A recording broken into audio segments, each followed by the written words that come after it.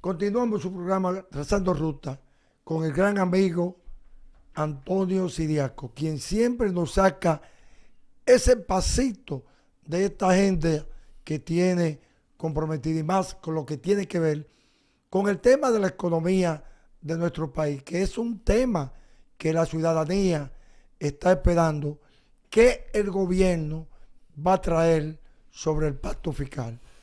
Buen día, gran amigo Antonio Sidiaco. Bueno, eso es recíproco de Antonio a Antonio. No, y veo que yo compré donde él compró. Sí, así mismo, eso es Él me verdad. mandó, me Eso es dijo, mira, verdad. allí vende ese traje, yo fui y lo Sí, busqué. bueno, eso. Y lo dije a tener, bueno, don Antonio, Qué vamos a bien. ganar tiempo porque usted hay que aprovecharlo. Usted sabe que vamos a hablar de reforma fiscal. Sí, sí. Usted sabe que hay una expectativa sobre qué va a pasar. Usted sabe que la reforma fiscal, el concepto es que todas traen impuestos, traen inestabilidad y realmente hay una duda por dónde cortar de las tantas cosas que el gobierno puede cortar para que la carga no sea como ha sido siempre en la clase mediana, en la clase media y un sector de los pobres. Sin embargo, los ricos, los industriales, le dan excepciones, le dan petróleo, le dan energía y esas cosas tienen que ver con lo que hoy tenemos del déficit. Se habla de unos 340.000 millones. Ahora bien, ¿tienen ustedes los economistas fuente de dónde podemos resolver si que esta reforma golpee a la clase media, a la clase pobre un poquito alta? Mira, Antonio y Alexander, nosotros en la Facultad de Ciencias Económicas y Sociales tenemos ya casi lista una propuesta, quizá la parte más difícil de todo este proceso es el tema eléctrico. Y lo digo porque nosotros varios economistas de la facultad, contadores, expertos en tributación, algunos profesores de sociología y también el Instituto de Energía de la UAS. Estamos conformando Una esa propuesta. propuesta. Una propuesta muy amplia. Ah, Y pero mira qué entonces, interesante está eso. y ya hemos lanzado algunos elementos. Por ejemplo, el, la consigna de nosotros, de esta propuesta, es la siguiente: menos evasión y más recaudación para el desarrollo productivo y la cohesión social. ¿Por qué nosotros hablamos de la evasión? Porque el sistema tributario en la República Dominicana tiene tres grandes problemas importantes. En primer lugar, es un sistema tributario que no es simple, no tiende a la simplificación de los pagos de impuestos, no le simplifica los procesos a los contribuyentes. Uno. Dos, existen altos niveles de evasión y básicamente en los dos principales impuestos, que son las fuentes de recaudación de la Dirección General de Impuestos Internos y del Estado Dominicano, que es el ITEVIS y es el impuesto sobre la renta. La evasión en la República Dominicana representa casi 300.000 millones de pesos. Estamos hablando del 3.4% del PIB. Y en tercer lugar, aquí hay un tema muy fuerte, que es el tema de la informalidad, que se expresa en la informalidad básicamente tributaria. Hay una gran base que está fuera del sistema, el cual drena evidentemente y le quita capacidad potencial o efectiva a la recaudación. Entonces, partiendo de esos tres elementos, nuestra propuesta se inserta en eso. En primer lugar, vamos sobre el impuesto sobre la renta de las personas físicas y las personas jurídicas. En el impuesto sobre la renta de las personas jurídicas, que son las empresas, que hay un altísimo nivel de evasión. Y tú te preguntas, ¿cómo es posible? Básicamente, y concentrado en grandes contribuyentes. Entonces ahí hay muchas empresas que declaran pérdida, que hay muchos niveles de evasión. ¿Qué nosotros planteamos ahí? Como un mecanismo que simplifica el proceso, que mejora las recaudaciones sustancialmente y reducen de manera sustancial o podrían reducir de manera sustancial la evasión. A cada uno de nosotros nos cobran el impuesto, que somos personas físicas, el impuesto sobre la renta, sobre la base del ingreso bruto o la renta bruta. yo en la universidad me dan, ¿verdad?, mi pago, y de ese pago me descuentan mis impuestos. Bien, pero como empresa, ya como persona jurídica, como empresa, a mí no me cobran la tasa, el impuesto sobre la renta, ese 27%, no me lo cobran sobre la base de la renta bruta, sino sobre la base de la renta neta. Es decir, si tú reportas a la DGI ingresos por 1.000 y reporta gastos por 500, 1.000 menos 500 te va a 500, y ese 27% se lo aplican a los 500. De tal manera que en ese ejemplo que yo estoy poniendo, tú tienes que pagarle, o la renta se cobra 135 millones. Nosotros decimos no, porque con esa forma de tú aplicar esa tasa a esa base, hay mucha evasión. Yo no sé con certeza si esos gastos que tú estás presentándome están abultados. Y eso ocurre. Porque una de las razones por la cual la Dirección General de Impuestos Internos cambió la forma y limitó el número de comprobantes fiscal era precisamente porque partía del principio, o pensaba que en ese proceso hay obviamente gastos que están abultados. Yo puedo, en una actividad privada particular, pedir un comprobante fiscal y después imputárselo a mi empresa, y luego entonces eso va al monto de que gasto, lo hacen mucho. y lo hacen mucho. Entonces, ¿qué decimos nosotros? No. Ahora, de ahora en adelante, el 27% no va a ser por el ingreso neto, sino por el bruto. En ese ejemplo que yo te puse, si tú le aplicas el 27% a los 1.000, te va a dar 270 millones. Es decir, el doble de las recaudaciones anteriores. La empresa te va a decir, pero es que eso es demasiado, yo puedo quebrar. Y tú está bien, tú le rebajas la tasa. Tú dices, está bien, yo te voy a rebajar la tasa a un 15%, que es prácticamente un porcentaje que me va a dar a mí un nivel de ingreso equivalente al que yo recibía antes, que eran 135. Y tú estás con esa forma solamente, con ese cambio de cálculo del impuesto sobre la renta de las personas jurídicas, tú estás disminuyendo la evasión, tú le estás quitando capacidad incluso a ellos para tener personas ahí que le estén trabajando esa contabilidad creativa, y además tú como Estado y como Dirección General de Impuestos Internos te libera de una cantidad, porque tú no puedes tener una persona, un supervisor en cada empresa. Entonces, ahí tú reduces la evasión y mejora la productividad de ese impuesto. Número 1. 2. Vamos ahora en el caso de la informalidad. El Banco Central recientemente, Alexander, acaba de publicar hace 10 o 15 días una encuesta sobre las pequeñas y medianas empresas. Y algo interesante, de 470,000 levantamientos de establecimientos, básicamente 404,000 son MIPYMES. Son MIPYMES. O sea, es decir, el 85% del tejido empresarial en la República Dominicana son MIPYMES. Son pequeñas empresas. Micro, pequeñas y medianas empresas. Y de ese 85%, el 90% y más son microempresas.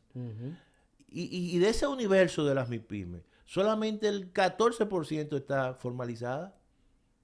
El resto, el 85% de ese total, está en la informalidad. Por lo tanto, tú tienes que crear un sistema y cambiar el régimen simplificado de tributación, que es lo que nosotros proponemos para los pequeños contribuyentes, por un régimen de monotributo. ¿Qué significa el monotributo? Excusa que te interrumpa. Incluso algunas de esas MIPYMES reciben financiamiento de Promipyme. Claro. Que el Estado pudiera utilizar ese mecanismo para formalizar eso. No. Y aún así no lo hace. Y ahí voy. Entonces, ¿qué ocurre? Entonces, nosotros decimos, mira, ahora, de ahora en adelante, en este nuevo régimen, tú vas a pagar un monto fijo. Un monto fijo, y ese monto fijo que tú vas a pagar, que puede ser mensual, que puede ser como tú quieras, bimensual, que puede ser trimestral, que puede ser semestral, y ese monto fijo incorpora el pago que te determina la DGI incorpora la TSS, incorpora el Infotel, todos los pagos en uno solo. Y tú lo vas a hacer a través de transferencias bancarias a partir del Banco de Reserva o cualquier otro banco que se determine. Estoy hablando de Banco de Reserva porque es el banco público. Claro. Entonces, ahí tú le estás básicamente dándole certeza de lo que va a pagar esa MIPYME. Y tú le determinas ese monto en función de la facturación, del tamaño, del número de empleados que pueda tener, y eso está determinado. Incluso también nosotros planteamos de el coste que tenga la factura eléctrica en el peso del coste de producción. Todo eso, entonces tú le vas a poner un importe. Y quizá una micro, a lo mejor pague 10 mil pesos, 15 mil pesos, 20 mil pesos. Y esos 20 mil pesos te lo va a pagar a ti cada 2 meses o cada 3 meses. Entonces, a lo que están, tú le cambias el régimen como un mecanismo, obviamente, de tú enviar una señal para los que están fuera, que se vayan, se formalicen. Y tú le dices, mira, tú vas a tener diferentes ventajas a los que están fuera y a los que están dentro. Todo el que entre no va a tener ningún tipo de penalización. Es una especie de amnistía. Aquí se va a comenzar desde cero. Segundo, tú vas a tener prioridad para cualquier fuente de financiación a través de los programas que tiene el Estado, incluso los programas que están establecidos y los nuevos que se establezcan. Todo eso, tú vas a tener prioridad también para los fines de incorporarte a las compras públicas. Es decir, que tú le vas dando un conjunto de incentivos de tal manera que eso permita que genere cierta atracción y cierta simplicidad del proceso en los pagos y también en los beneficios. Por lo tanto, nosotros estamos en esa y planteamos ese cambio como parte de la propuesta, ese cambio del régimen simplificado de tributación por un régimen de monotributo. Vamos a una breve pausa en esta conversación con el decano de la Facultad de Economía de la Universidad Autónoma de Santo Domingo, profesor Antonio Siriaco. Muy buenas noches, amigos y amigas televidentes. Como todos los domingos, en su programa Trazando Rutas, comentarios, opiniones, en compañía de Juan Alexander Pérez. Buenas noches, Antonio, para ti los amigos televidentes. Este domingo, que ya termina junio, estamos casi entrando a julio, y que nos trae por ahí un fenómeno atmosférico que viene zumbando con todo el poder. Realmente han caído, en el día de ayer cayó un aguacero de repente y luego paró y no hubo más lluvia, pero está pronosticado según meteorología que a partir del lunes el aguas serán abundantes, aunque está alejándose, pero se habla de que el mismo va a dejar aguas, por consecuencia inundaciones. Quiera Dios que no haya víctimas porque está avisada y lo que hay que tomar las prevenciones, pero de que va a haber agua, realmente va a caer bastante agua. Está bajando, sí, y va a pasar incluso los pronósticos que hace el Centro de Huracanes de Miami, es que va a pasar entre 165 a 290 kilómetros de aquí, del sur y el este de la República Dominicana. Pero son fenómenos a veces impredecibles. Puede subir, como también puede bajar más. Y yo supongo que esta será una semana de lluvia, porque son dos que vienen. Viene uno más adelante y otro más atrás. Pero realmente quisiéramos que el mismo no llegue con tanta intensidad, pero si cae con aguas suaves. Que se acerque. Que se acerque porque este calor es insoportable. Y por lo menos una temporada de lluvia suave refresca y la gente no tendría que andar con este desasosiego, con este calor que es infernal. Yo prefiero un poco de agua, un poco de nublazón y no este calor y este sol que está dejando consecuencias. Mira, hay países como la India y otros países que la gente caminando se mueve, caen. Claro, aquí no por la posición geográfica que estamos, pero eso ha creado grandes situaciones en el planeta y por consecuencia se refleja aquí en nuestro país. Pero mira, Pero eso se debe al acercamiento de las lunas a la Tierra, que crea esas situaciones de un calor intenso. Pero mira lo que se está dando, por ejemplo, en Arabia Saudita, que hacen unas peregrinaciones para esta época, los musulmanes, y ya van 1.300 personas que han caído muertas, víctimas del intenso calor. Personas que sufren de diabetes, de presión, de otros que están ya muy ancianos. Y no sé por qué se involucran en ese tipo de peregrinación así. Y ya van más de 1.300 personas muertas que caen en las peregrinaciones esas. Y ayer hubo un despacho que decía que para el 2050, o sea, estamos hablando en 26 años, el calor será tan intenso que algunas zonas del planeta serán inhabitables, como Pakistán. Y mira que Pakistán es un país que es como la cuarta país más poblado, está entre los países más poblados del mundo, Pakistán.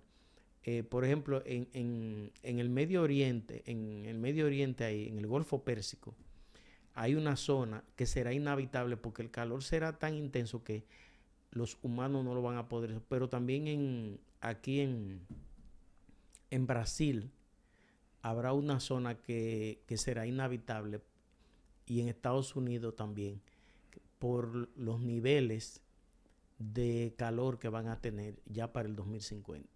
Bueno, esa es la realidad.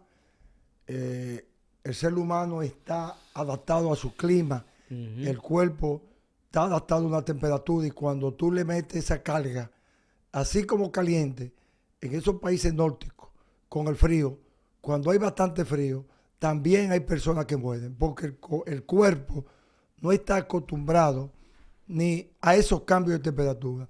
Pero lo más importante es que nos preparemos, que va a haber aguas, y todos debemos andar con nuestra sombrilla y cuidarnos, porque además hay un virus tremendo.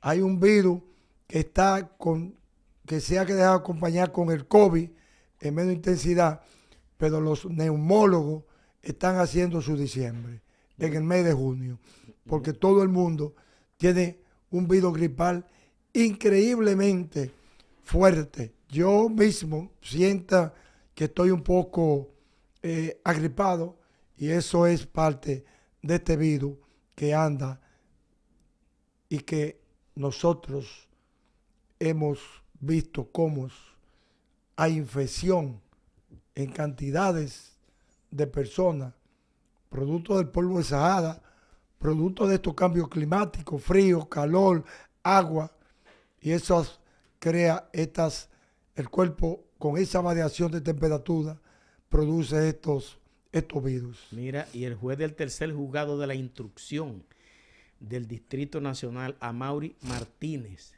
le dio por la cabeza a Jean Alain Rodríguez y los demás coimputados. No le dio por la cabeza, hizo lo correcto, porque es un expediente que debe ir a fondo, analizarlo, y que se pague. Si es inocente, pues que lo descargue. Pero si es culpable de los hechos, pues tiene que coger prisión.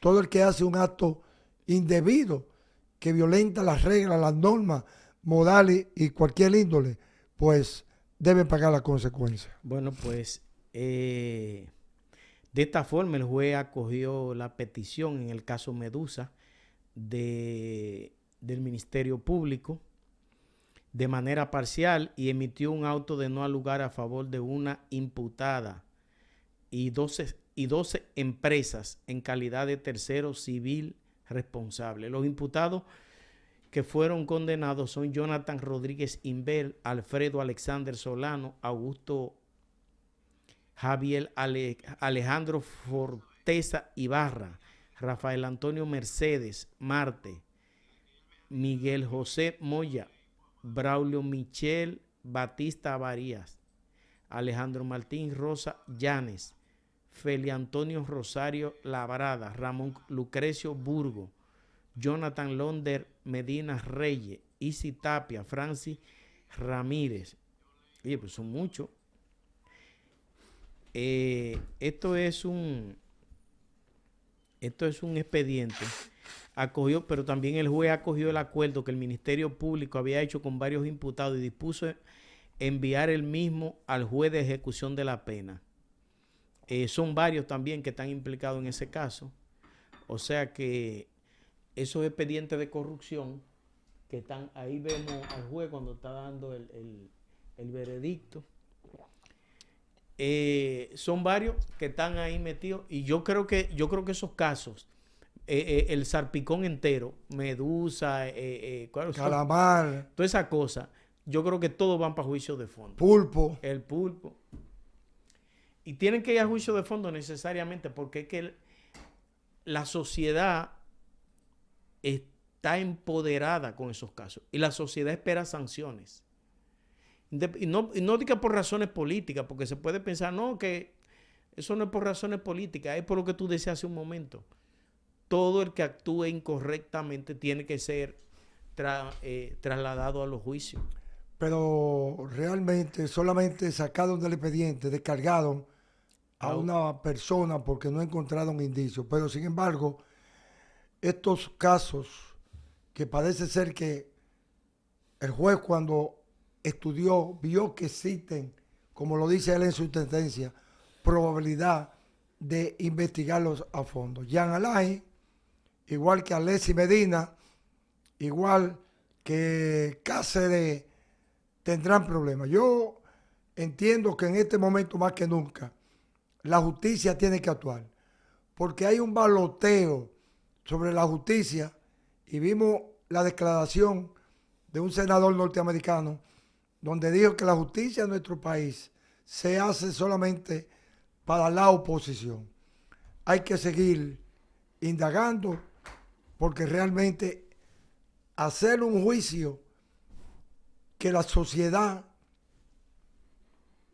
no entiende por qué no son condenados, le va a hacer daño a la magistrada Miriam Germán, que dicho sea de paso, ojalá que su imagen no se dañe al echarse la paloma. Yo no creo, porque es que lo de Miriam Germán, los ministerios públicos siempre tienen que afrontar esos retos. Siempre son atacados, y más cuando tienen casos de tanta envergadura como lo que tiene el Ministerio Público ahora mismo. Es lógico que a ella la ataquen como atacan también a Jenny Berenice, como a Wilson Camacho. Lo atacan a ellos. Lo que pasa es que son juicios controversiales y los abogados que lo llevan son abogados de mucha competencia y tratan de desacreditar al Ministerio Público como forma de ellos tener ganancia de causa. O sea, lo que pasa es que el caso realmente ha cogido mucha opinión pública. Yo vemos ahí un enfrentamiento prácticamente entre Martínez Pozo, que es un comunicador, un periodista, que realmente tiene opiniones.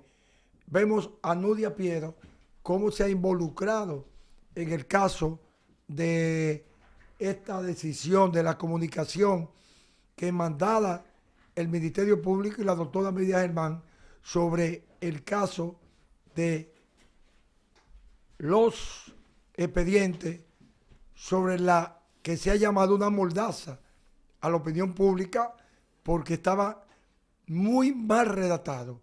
Creó confusiones, parece que todo el mundo estaba al mismo saco y la prensa salió y dio su voz de alerta ante esta situación que sí realmente, que esto tiene que ver mucho con la decisión de aquel debate que hubo sobre el expediente, o no el expediente, sobre la resolución que el presidente emitió sobre el DNI, tener un control sobre los medios de comunicación. Eso fue bastante debatido. El presidente tuvo que echarlo hacia atrás. Ahora, este comunicado de la Procuraduría de la República y de la doctora Miriam Germán vuelve a crear una situación sobre que es una mordaza a la opinión pública. Y esas dos situaciones han creado mucha duda. Vimos cómo, hablando de la justicia independiente, en el Congreso, la inauguración del Congreso de la Fuerza del Pueblo, el expresidente Leonel Fernández manifestó que nada se sabe sobre de estas leyes, sobre la reforma fiscal, sobre la reforma constitucional y sobre las 12 reformas. Por lo menos ya el Senado aprobó la ley sobre las 3 causales. El Esto Código Penal, ha dividido, que tenía 20 y pico de años. pero excluyó lo de las 3 causales. Sí, pero realmente prohibió o dejó libre que las mujeres pudieran tener la decisión del aborto. Bueno, el código, así mismo, como tú dices, fue aprobado en el Senado de la República, fue liberado de debate porque ya anteriormente había sido aprobado, aunque fue observado en ese entonces por el Poder Ejecutivo. Ahora fue aprobado el Código Penal y se excluyó el tema de las 3 causales. Eso ha provocado que un grupo de legisladoras que están a favor de las 3 causales llevaran también un proyecto de ley al Congreso. No creo que eso vaya a prosperar en nada, pero es parte del ejercicio democrático. El Código Penal fue aprobado y creo que va a pasar sin ningún problema porque en los 3 partidos que tienen representación congresional hay una especie de consenso no pactado de aprobar el código y después discutir, porque ahí sí va a ser difícil y después discutir una ley sobre las 3 causales, una ley nada más para esos 3 temas. El caso de las 3 causales. Pero dudo que eso se vaya a aprobar por la discrepancia que hay entre las religiones, porque es una discrepancia entre religiones, porque la sociedad pensante no está en ese debate. Es un debate más bien de los fanáticos religiosos y los fanáticos que tienen esas posiciones sociales. Vámonos a la pausa. Después de la pausa tenemos a don Antonio Sidiaco, decano de la Facultad de Economía de la Universidad Autónoma de Santo Domingo, con quien vamos a conversar sobre un sinnúmero de escritos que ha hecho sobre el pacto fiscal y otros temas que son de interés para orientar a la ciudadanía sobre la ventaja y desventajas que puede tener este pacto en la vida cotidiana de los y las dominicanas. Continuando con su programa Trazando Ruta, hay un sinnúmero de situaciones que la gente va a cargar el peso. Por ejemplo, el IPI. Se habla de un gravamen. Las personas que tienen con su esfuerzo y su sacrificio ciertas propiedades, cuando graben el IPI, también le van a subir esos gastos. En fin, hay un sinnúmero de situaciones que de una forma u otra, se quiera o no, va a pesar. Una situación que se está dando es el deslizamiento del dólar, que también va a influir. Ahí yo vi ayer, hablando de que una funda de cemento cuesta 550 pesos. Yeah. Pero solo también se habla, y ahí yo estoy dándole seguimiento al amigo Antonio Sidiaco, porque dicen que la rota al 60 y al 55. Yeah. Entonces, esas cosas, veo que los economistas coinciden de que los alimentos, la medicina y la educación sean sacados del paquete. Ahora, yo creo que el presidente va a hacer una reforma, hasta cierto punto vamos a llamarle populista, de que no grave mucho y crean perturbaciones. ¿Qué piensa usted sobre esas situaciones de los impuestos que va a tener que ver directamente con las inversiones, podemos decir, de gente que ha trabajado para hoy tener algo de qué tener sustento y serán grabados? Mira, nosotros en ese aspecto, Antonio, nuestra propuesta siempre parte de esas premisas que te he dicho. Nosotros pensamos que las reformas que se han hecho hasta hoy han sido reformas que son básicamente reformas tributarias, no son reformas fiscales, porque solamente se han concentrado en incrementos impositivos y en buscar mayores recaudaciones, que eso está bien, pero a través de incrementos de impuestos. Nosotros pensamos, y te he mencionado ya dos de las propuestas de nosotros, que no implican incluso incremento de tasas, y una tercera, para luego entonces entrar a esa parte que tú has mencionado, es el tema del ITEVIS. Y digo el ITEVIS porque, por ejemplo, el IPI, para aquellas personas que tienen edades mayores de 65 años, está exento. Está exento el IPI. Entonces, ojo con eso. Por eso es que nosotros no estamos de acuerdo cuando algunos economistas que dicen que bajen la tasa del ITEVIS de un 18 a un 10, pero universalicen a todos los servicios y todos los bienes. Nosotros no estamos de acuerdo con eso. Nosotros estamos de acuerdo con que se baje la tasa de un 18 a un 14, pero que se mantengan exenciones que están ahí, que se mantengan. Pero ¿y cómo se repone esa parte que el Estado va a perder ahí, bajando del 18 al 14? No, tú vas a tener que, hay sectores que tú tienes que tocarlo. Por ejemplo, nosotros pensamos que el turismo, que tiene más de 13,000 millones de exenciones, el turismo recibe exenciones de los años 70. Entonces yo creo que... No necesita ya. No necesita. Aquí, la República Dominicana es el segundo destino turístico de América Latina y el Caribe, después de México, y sigue en expansión.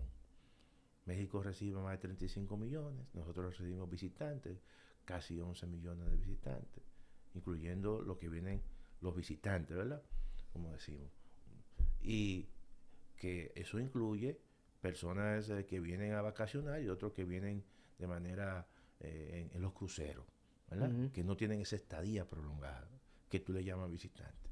Entonces, la atracción de la República Dominicana del turismo no es fruto de que tiene más o menos exenciones.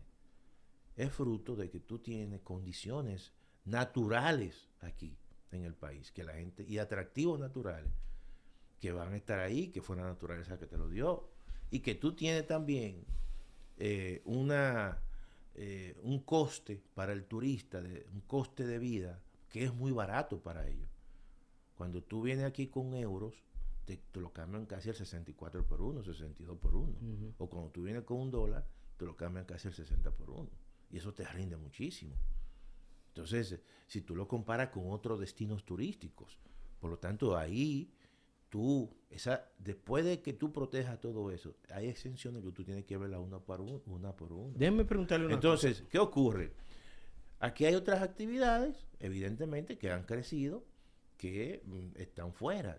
Hay actividades de carácter, por ejemplo, servicios digitales, una cantidad de cosas así, que no están grabadas. Entonces, y que no, tú puedes decir que son elementos de carácter necesario, como los alimentos, como los medicamentos, como la educación, porque tú ponerle un ITEVIS, aunque sea de tasa reducida, ¿verdad?, al huevo, o al plátano, o a los medicamentos, o a los medicamentos, o al arroz, bueno, eso tiene un coste político y un coste social, uh-huh. Porque tú me puedes decir, como plantean muchos economistas, no, lo que pasa es que en otros países, y te ponen el ejemplo de Europa, o de Francia, o de España, que se paga todo, pero hay tasas reducidas, pero los salarios son diferentes. Uh-huh. Esta es una economía de salarios bajos. Y el Estado asume los costos de algunos servicios. Claro, entonces incluso alguien habló de quitarle las exenciones hasta el salario 13, que es el salario de Navidad. Todas son cosas que nosotros decimos, no, hay cosas que hay que mantenerlas. Ahora, ¿qué estamos diciendo? Con el cambio de cobro del impuesto sobre la renta, el Estado va a recibir una cantidad importante ahí. Oye, yo te estoy planteando eso y los empresarios quizás se opongan a eso. Porque ahí es que es una fuente, la fuente más grande de evasión está ahí. Sí. Entonces tú dices, bueno, yo tengo una encrucijada como gobierno. Entonces, hay una visión en el imaginario de la gente de que la reforma le va a dar duro. Entonces, al darle esa visión que tú tienes, de que la reforma te va a dar duro, ¿tú entiendes?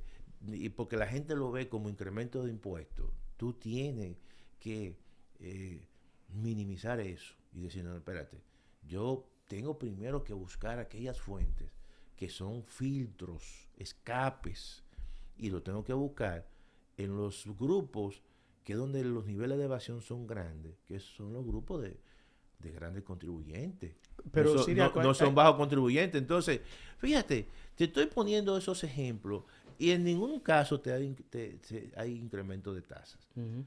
Mejora las recaudaciones del Estado, te la mejora y además también te permite una mejora de la eficiencia de la economía. Me decía, o no me decía, estábamos en una conversación y habían algunos que eran economistas y uno sostenía que la necesidad fiscal del Estado, tributaria del Estado en este momento, ronda el 5% del PIB. Él decía que en el caso supuesto que este gobierno haga una reforma buscando casi 2 o 3 ahora, tendría que repetir otra reforma en 2 años, porque decía que los compromisos financieros, solo con los préstamos, las tasas de interés, y decía que este año el pago de los intereses por la deuda casi es del 4% y que para el año que viene supera un 5% del PIB.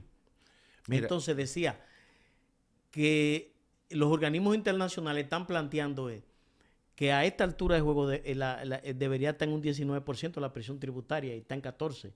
O sea, todo eso, ¿hasta dónde usted lo ve? Es que tú no puedes, es difícil que tú en esta reforma fiscal, tú incrementes 4 puntos porcentuales. No es imposible. Llevarlo de un 15 a 19. Entonces, si el Estado busca alrededor de 150,000 millones, está bien. Porque déjame decirte lo siguiente, tampoco que tú tengas un déficit del 1%, 1.5, eso no es problema. Aquí en el año 2008 el déficit fue de 1.5 y se ha venido incrementando. Y aquí cuando se hizo la reforma tributaria del año 2012-2013, el déficit que hubo en ese momento fue casi un 7. Uh-huh. Entonces estamos hablando de un déficit de la finanza pública, básicamente, ponle que eso es un 3.5. De manera que tampoco es una catástrofe, vamos a decir. Del gobierno central, porque si sería del gobierno consolidado, no, sería mayor. No, siempre ha sido así, pero generalmente las necesidades y las transferencias salen del gobierno central. Uh-huh. Porque las transferencias que tú le haces al sector eléctrico, que en el año 1.600 millones de dólares. En el año 2023, revisando los datos, incluso que las estadísticas, fueron 75,000 millones de pesos. Sí. Estamos hablando de prácticamente el 1.2%. O sea, y eso realmente es el tema más nodal que tiene en la finanza pública el sector eléctrico. O sea, no es solo otro tema, no es otro tema. Entonces, yo creo, nosotros somos partidarios de que en esta coyuntura, que es una coyuntura dada para hacer reformas profundas, estructurales, que la economía está en una recuperación.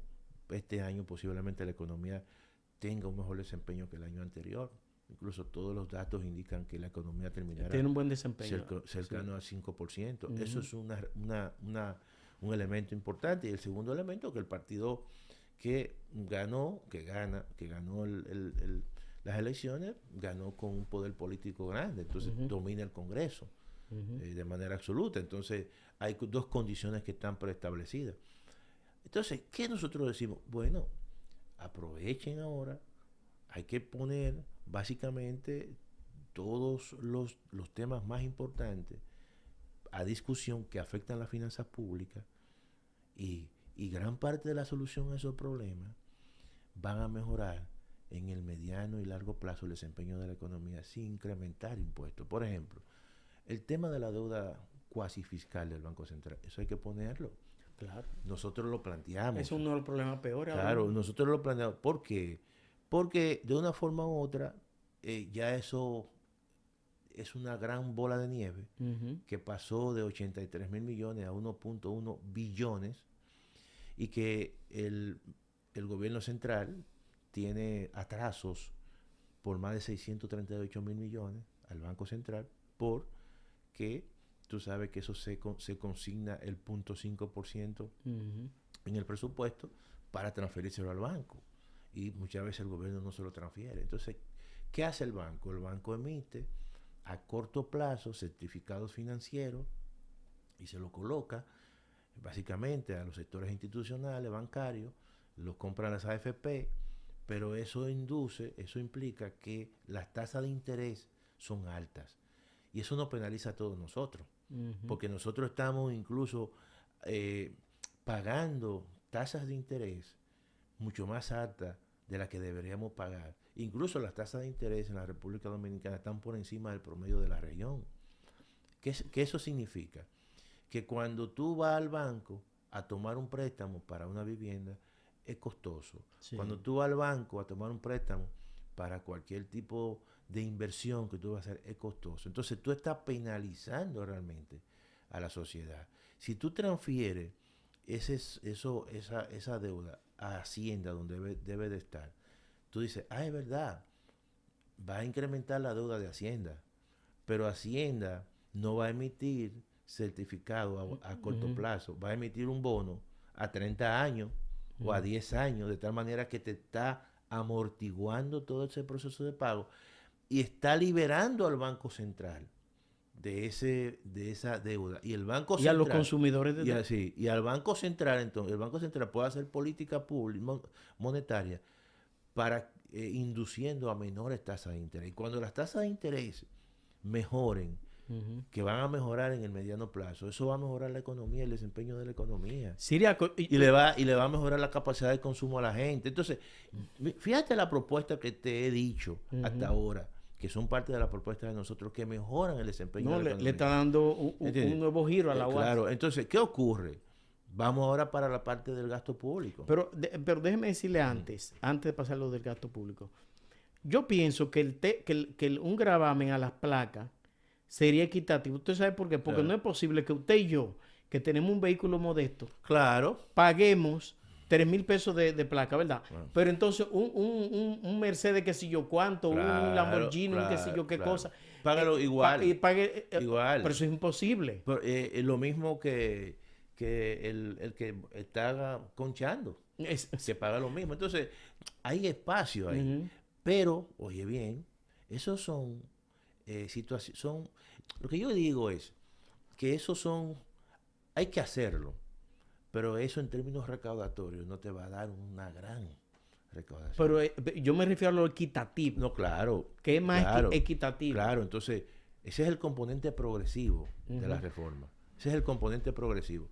Entonces, vamos a tener que partir esta entrevista en dos partes. Pero déjame decirte rápido, porque brevemente, la parte del gasto es sencilla. Yo creo que hay que controlar el gasto corriente. Nosotros establecemos una regla de control del gasto corriente y también establecemos una regla especial para limitar el endeudamiento solamente a que el país se endeude para inversión pública o gasto de capital. Bueno, esta ha sido una tremenda conversación con el decano de la Facultad de Economía de la Universidad Autónoma, que me decía un profesor de la UAS en estos días, él va a ser igual que Roberto Santana, va a volar del decanato a la rectoría. Señores, esta ha sido una conversación con Antonio Siriaco. Será hasta el próximo martes a las 7 de la noche por Tele Radio América, como siempre.